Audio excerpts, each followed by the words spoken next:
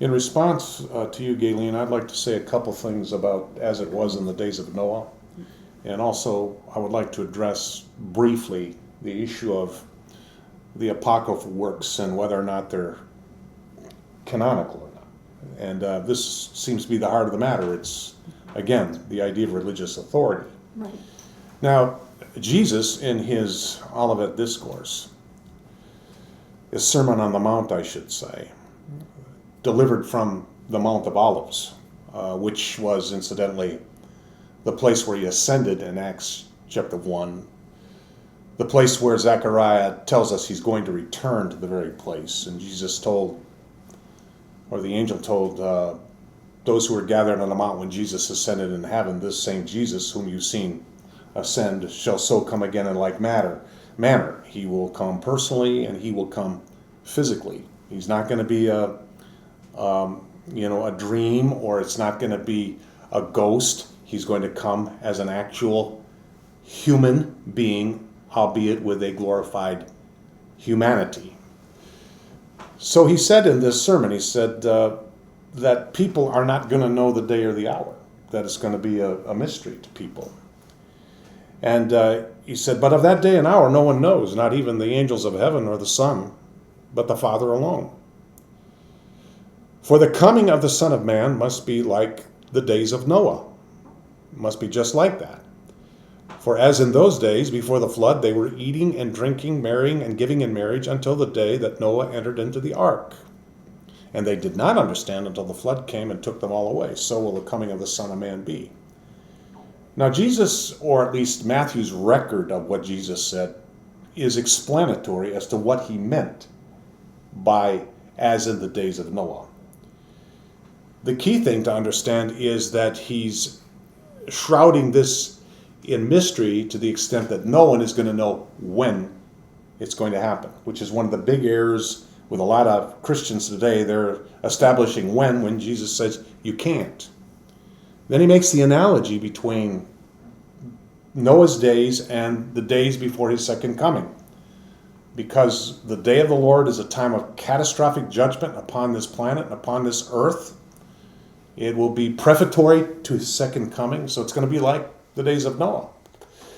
But in the text itself, what it says is, for the coming of the Son of Man will be just like the days of Noah, for as. This is an explanation of what it was going to be like shortly before the coming of the Son of Man. And you don't see any of the stuff in this that they're reading into as in the days of Noah. It just is non-existent. Are we to assume that Jesus did not understand DNA? That he didn't quite understand, the complexities of modern science and so forth? Are we going to impugn to him that he was a man who didn't really know? He could have, if he wanted to say this kind of stuff, he would have said it. But what I see here is, for as, explaining what it means that his coming will be like it was in the days of Noah. He says, in those days they were eating and drinking, marrying and giving in marriage until the day that Noah entered into the ark. There's nothing of the kind of activity that you, Sarah, and you have written about, Galen. All it is that people are so engaged in the normal stuff of life that they're oblivious that Jesus will even come again. The second thing I want to address is the idea of extra-canonical books.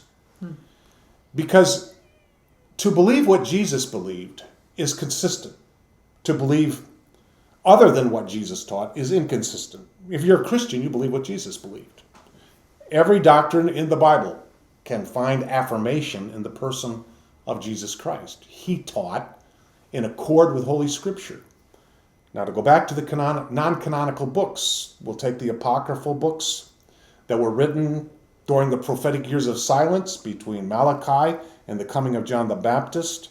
The Jews just couldn't stand the silence, so they had to manufacture books that they ascribed some inspiration to, or the books that they came from God and so forth. But the church, although it valued those books for devotional books, never ascribed any canonicity to them until the Roman Catholic Church did it at the Council of Trent. My point is that Jesus looked at the canon of Scripture through the lens of what books were already there in the Old Testament. That is, the law, the prophets, and the writings. He spoke about that in Luke chapter 24. The things which are written in the law, the prophets, and the writings. Jesus quoted Scripture in engaging arguments. Paul quoted Scripture. You have no quotation of one apocryphal book by either Jesus or Paul. You've got one isolated reference in the book of Jude, I believe it's in verse 14, but prefatory to mentioning Enoch, Jude never says it's written. He never ascribes canonical authority to it. He's just simply quoting it as an illustration of the judgment that's going to be coming upon the false teachers, something they felt they were immune to because of their false teachings. So if people ask me the question, well, why don't you believe the apocryphal books, that they are to be contained in Scripture? I tell them because Jesus never quoted from them. He never recognized their authority, although they were in existence at that time.